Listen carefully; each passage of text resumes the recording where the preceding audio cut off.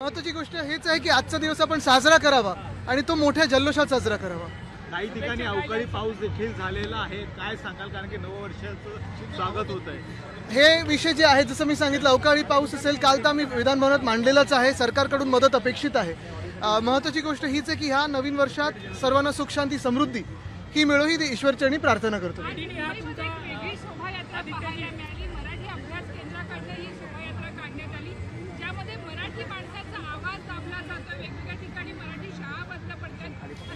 याचसाठी तर आम्ही महानगरपालिकेचा लढा दिला आणि आपण पाहिलं की मुंबई आमच्या सोबत राहिली.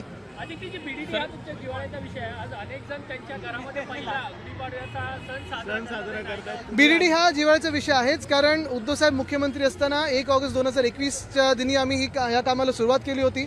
अनेक वर्ष हा प्रयत्न सुरू होता. आपण पाहत असाल इथे जिथे आपण उभे आहोत त्याच सावलीमध्ये उभे होतो आपण. बीडीडीच इथे बनत आहे. आमच्या आंदोलनानंतर बीडीडी नायगावला देखील चावी वाटप त्यांना करायला लागला. आम्ही भाग पडला. जे 2-3 महिने काम पूर्ण होऊनही चावी वाटप होत नव्हता.